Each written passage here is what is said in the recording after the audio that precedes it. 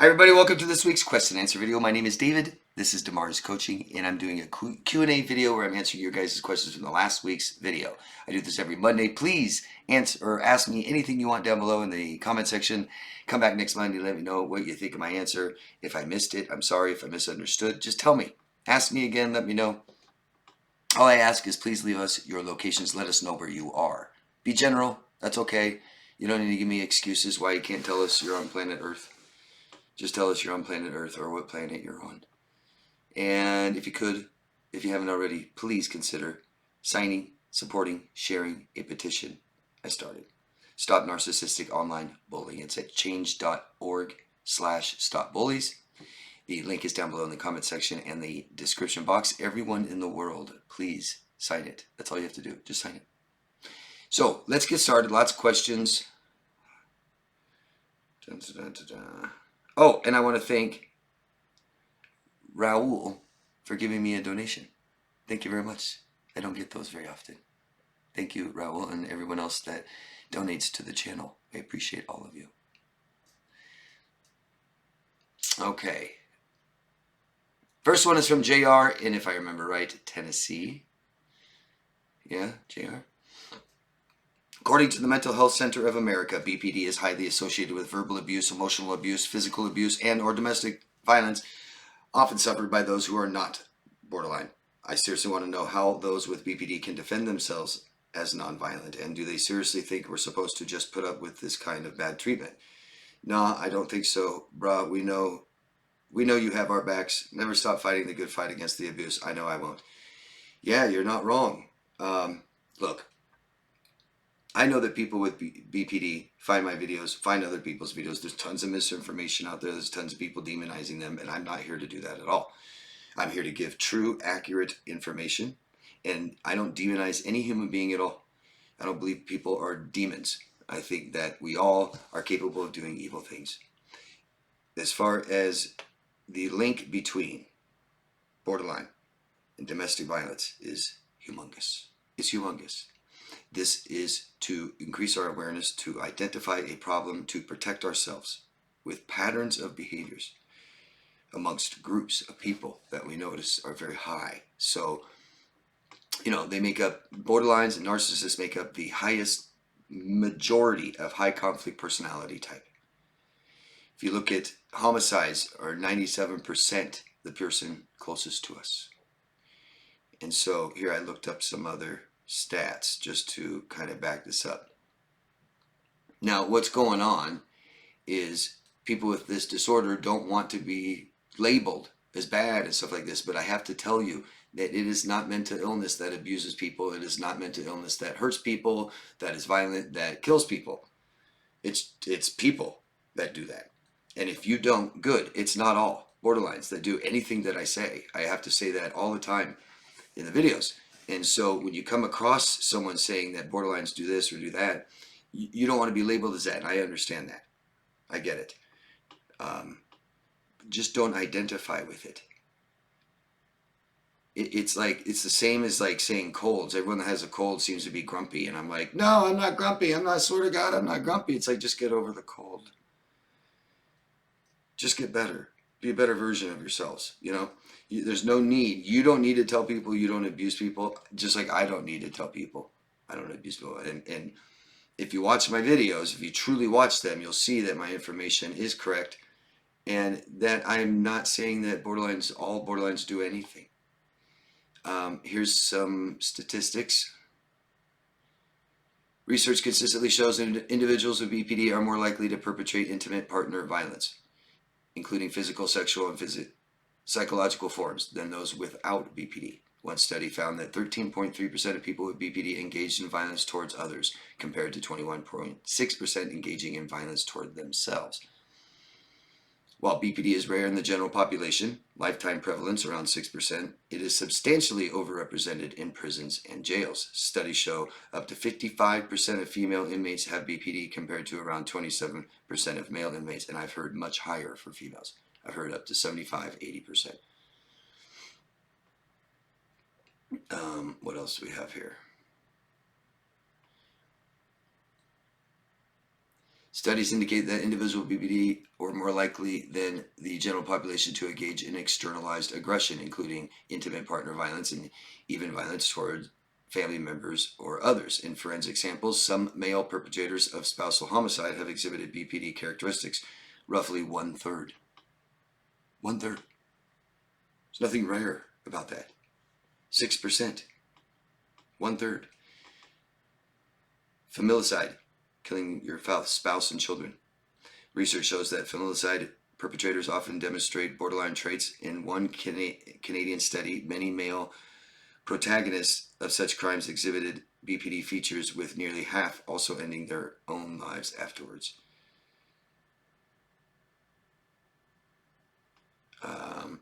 One more here.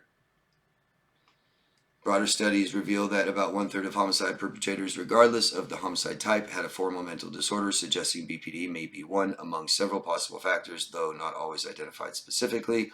Not specific to BPD, but globally, nearly 1 in 7 homicides involves killing of an intimate partner. Men are disproportionately the perpetrators in these cases. 2007, approximately 70% of spousal homicides in the U.S. were female victims. And you can look up just story after story after story of mothers in prison taking their children's lives and are diagnosed with BPD. So is it to label them or to hate on them or to call them demons? No. We need to understand violence. Violence is a very small part of our lives, for most of us. And some people, it's like all their lives. Okay. Thanks, JR. Elena from Toronto, Canada. Hello, Elena. Can you please cover a little bit more topic about enablers of people diagnosed with BPD? Absolutely. When you get into the very, very high spectrum, low functioning BPD mixed with narcissistic PD even, pretty much you get people that are very exploitative, that aren't going to take care of themselves, lacking self-reliance. And it's not that they can't, it's they're not trying and they won't. And as long as they have people in their life, they're gonna. So enablers, codependent people, will make up excuses. They will often be dependent on them as well emotionally. They feel like they have to take care of them and watch out for them and save them and all this stuff. Some conditioning from our own childhood. I've often said, if there's someone with borderline that is not getting any better, not trying, every single person in their life is just enabling them. Because I don't know what else someone can do. You can't control people. You can't make them. You can't scare them. You can't, you know what I mean? It's kind of like addictions, like a drug addict. If you have a loved one that keeps taking drugs and keeps hurting themselves, getting in massive trouble, and they're a danger to themselves, what are you going to do? I remember I saw Gordon Ramsay once in an episode, and he was just giving it to this dad because the dad couldn't take the son doing drugs anymore and doing damage to the house and to the family, and he turned his back on him. And he was right in his face, you never turn your back on your son. And it's like, dude, then he has full right to do whatever he wants. This is an adult son, by the way, not a child. That's the only thing you have left. If that's the only thing you have left, what do? I say it's like someone sits there and hits their head all the time. How much are you going to put up with it? You're going to just excuse it? You're just going to wait till they stop someday? You, at least be getting help and trying, at least not as much. I mean, something. And most of these people that have convinced you that they're helpless, they're not. It's when their backup is against the wall that they finally will do something for themselves. And loss and fear of loss can absolutely promote the biggest action. Other than that, it's fear and anger. But loss is the hugest. It's like, it's the husband who is the functioning alcoholic for 20 years, you know, and the wife has tried everything. But finally, I'm going to take our children and leave you. And typically that father either stops drinking, or soon after, Does that help, Elena? Cowboy No Horse from South Florida loves David DeMar's coaching. Thank you. David DeMar's coaching loves South Florida. 30 years ago, my BPD wife was cheating and got pregnant by another man. He had my head spinning and got me arrested for yelling and reactive abuse. She hoovered 20 years later. Made the mistake of allowing that demon back into my life. She was broke financially and a hoarder. She imploded my life again almost 30 years later. For all of you who believe that 6 months later they're all better when they try to come back in your life. Never take them back. I'm okay now. Getting educated on this is key. That and no contact. Good. Good job. Thanks for sharing that. Healing Family from California. Ro Rodriguez. Hello. Happy Monday and thank you for another great Q&A. By the way, I always love the way you handle and reply to the toxic comments these unhealthy people make. Your calm and genuine kind way shines right through you. Thank you. Can you explain triangulation and give examples if possible? Yeah, sure can. I've got videos of it. Triangulation is a form of control for a toxic manipulator. They want to control you. Everything's control. They bait, they accuse, they scare you, they make you feel sorry for them, right? Because they can't literally control your hands, so they're controlling how you feel all the time. Throws you off, makes you defend yourself, makes you doubt yourself. That's what they want. Triangulation is a great way to do this. And so I can control you and know that you're mine. I like to make you feel jealous by telling you how I'm going out to lunch with Lisa at work. I have to go out to lunch with Lisa at work. But you remember last week I told you Lisa said I had a nice ass. Lisa pinched my butt.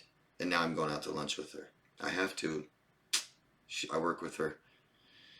And you're like just going crazy, right?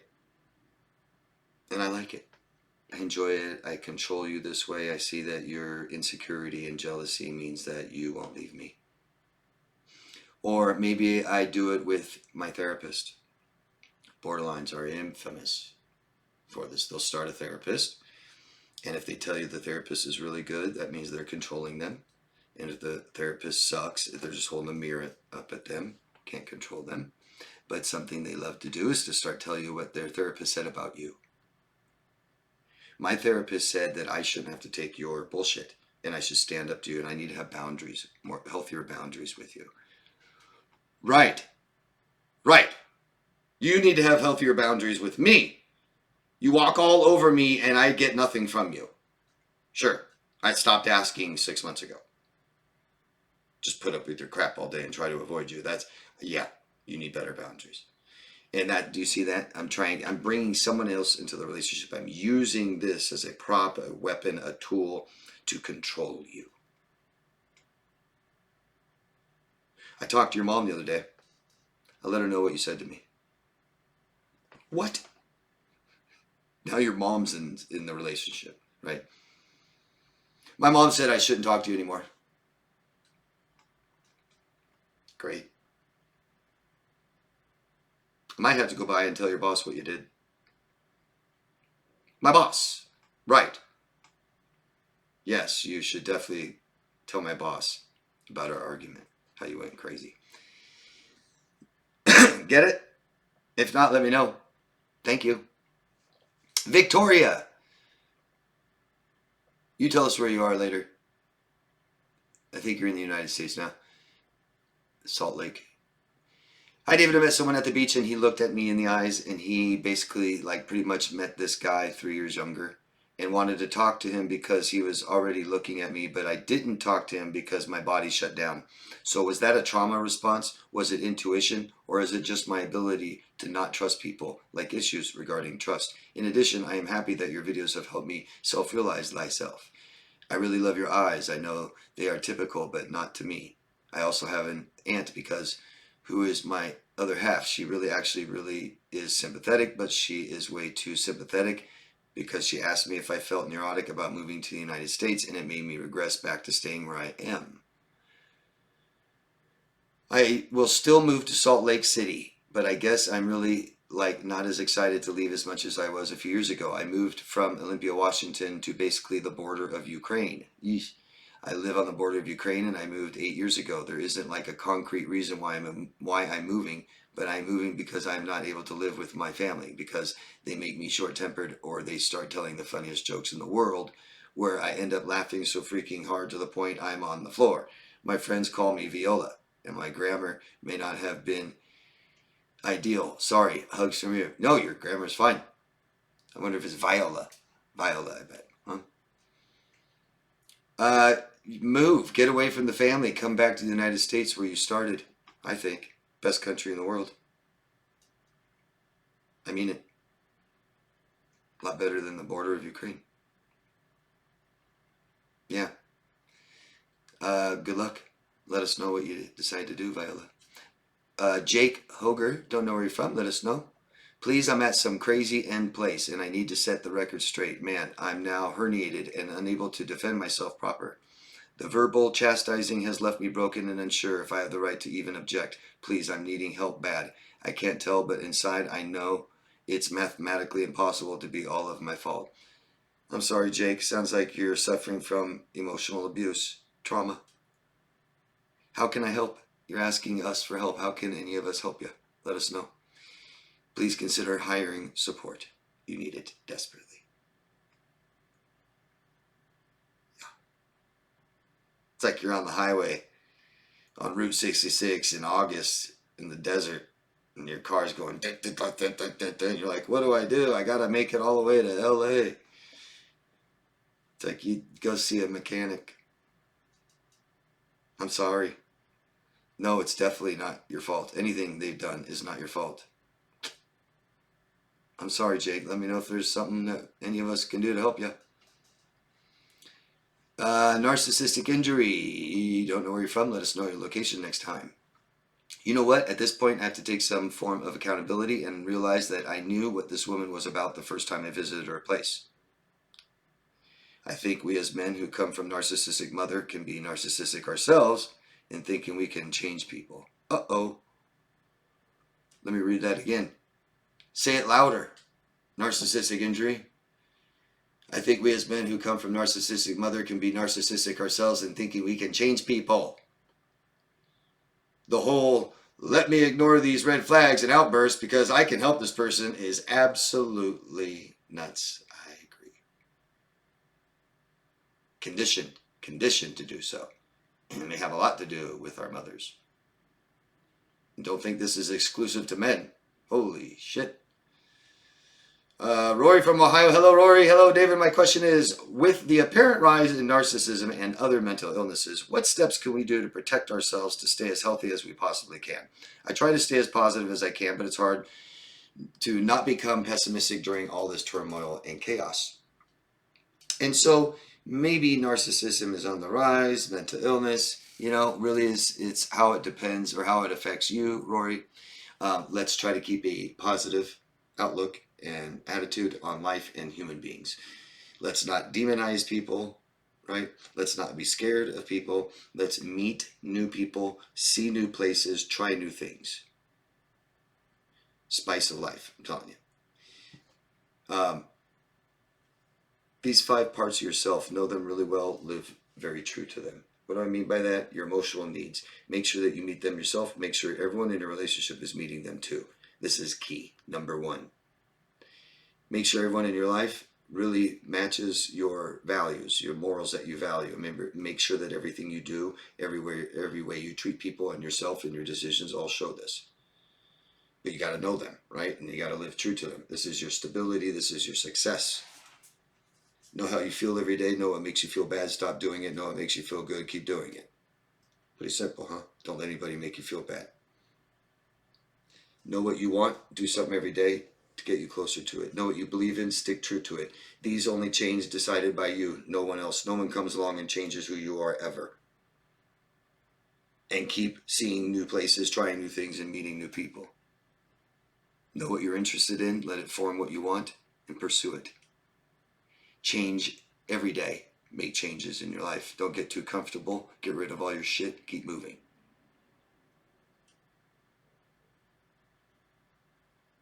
You can, we can inform ourselves and be knowledgeable about toxic people. which is really good, but we've got to know ourselves. We've got to. It's the number one problem. Everyone I help, they tell me the red flags. So you saw them. How did it feel? Oh, I got a little scared. And you ignored them. I mean, you know what I mean? So what good does it do to keep seeing them, keep ignoring them, and being lonely and alone? And thanks, Roy. Ben from Manteca. How about denying their mate any authenticity and not allowing him to express that he could actually be traumatized because it could possibly compare to hers? Well, I mean, yeah. You're erased, aren't you? You don't matter. I remember a long time ago, I was telling somebody, I was trying to empathize with this person and the trauma they're going through. And I'm sitting there going, hey, if it helps, I remember what you're going through. I remember feeling that similar way. I don't do that but I was trying to really help them, and they are just like, oh no, your trauma is nothing compared to mine. You didn't have kids. Got it. And they knew nothing about mine. Like, really? You don't even know what I went through. Kids, I don't have kids. Okay. What's the next person supposed to say? Yours is nothing. You don't know what it's like to have your kids stolen from you, abducted. Right? Yeah, you're erased. You're nothing. You're nobody. Mr. Jordan, don't know where you're from? Please let us know where you're from next time. Sir, can you do one about job instability? I'm assuming you mean a video. I don't know if I'm going to do a whole video on job instability. I've done videos on instability. An unstable person, what that means. The 3 biggest areas of your life that is detected is your job, relationships, and living. It's amazing some of the most toxic, unstable people I've seen be able to keep a job, get an education, hold a career for several years, climb the ladder, be successful, and just toxic as shit. Just how, right? Just God. And I really understand it the most, actually, than any other ones, because we've got to understand the different parts of our brain that manage and control different parts of our life, specifically two that control our personal life and that control our work day-to-day life. This is our identity. This is who we are. This is what we are. And we cannot be in two at the same time. Period. This is why people become workaholics, because my social life, my personal life is total failure, total chaos, total stress, can't handle it, don't even want to go home.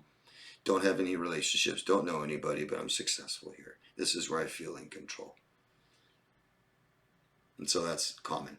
But as far as keeping a job, I mean, yeah, that's obvious. A person who's emotionally unstable, who doesn't know who they are, who can't keep relationships, massive stress in their life, very hard to keep a job, especially if they have enablers, like we talked about before, right? If I always have mom to go to. When I hire people, I've had hundreds of interviews with people, with employees that want a job. And that is with young people, that is the number one thing I go for. I want to know, do you need this job or is it just fun? Did your parents tell you have to go find a job? Does it matter if you get fired, if you just don't show up? Willa from New Jersey. Hello, Willa. Good to see you. How are those cookies, those crumbles? I've never tried them yet still. I've seen them on Amazon though. Is there a correlation between personality disorders and domestic violence? Oh, yes.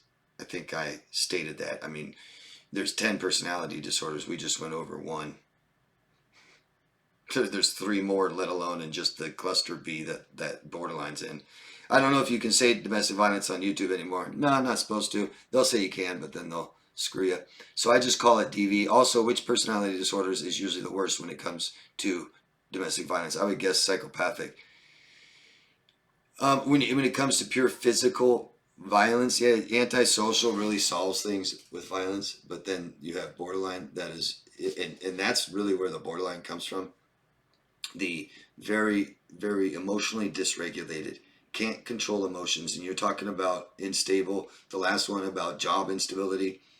So in the shortest way possible, if I can, our bodies react to things in our environment. all to get what we want, get what we need, protect us. And these are emotions. It's different parts of our bodies doing different things, different areas. Those are emotions. Some professionals say we might have tens of thousands of different ones, not even names for them all. What they're called are feelings. And we react emotionally, okay? And we need to process that. And what that means is, imagine like an emotion opening. You made me angry. And I need to, in a healthy way, soon close it. I process it. I know what the emotion is. Where is it in my body? What is it called? Anger. Why? Because my girlfriend just said some crazy shit. And what do I do about it? I express it. I tell her. I write it down. I tell someone else, and I close it. If I hold it in, what happens? We all know. We hold in anger for too long, we explode. So imagine if a borderline who doesn't process emotions, who doesn't know who they are, who doesn't know why they feel certain things or where it is in their body or what it's even called, and they get angry and they get excited and they get sad and depressed and anxious and 1,000 more. Imagine that body, how you felt at the end of the relationship with one where you lost a sense of who you are. These things that I said of who you are, you didn't get what you needed. They made you feel bad. This isn't what you wanted. Right? They didn't value anything you valued. It was about your beliefs, but you disappeared and you were unstable and you did things that were crazy, like blurted out things that were kind of mean and disrespect to somebody, or maybe you made stupid decision and quit your job or stopped talking to a friend because they just were impolite. Yeah. Make sense? Thanks, brother. Miles from Orange County, California. What's up, Miles? Good to see you. Really, I love that you drop in here once in a while. Hope you see this. Do you think codependency is a mental illness? If not, what is it? Well, it's not a diagnostic mental illness. No. Is it healthy? No. But codependency are behaviors. Okay, it's not a diagnosis. I hear a lot of people say, I'm a codependent. She's a codependent. No, you're not. She's not. We have codependent behaviors. The term started in, I believe, the 80s. Could have been 70s. And it started with the, theory that it takes two to have a dependent relationship, and it's somebody that has an addiction. And so I think they missed the mark a little bit in the beginning. So it would be like the husband drinks a 6-pack of beer every night and hits his wife because he's drunk. But the wife the next day keeps getting him the 6-pack of beer. He keeps getting drunk, hitting her, and that's the cycle where both of them are dependent on each other. But they always made it the element of an addiction in the relationship, not understanding, I think, completely that the relationship is the addiction. The alcohol is a symptom.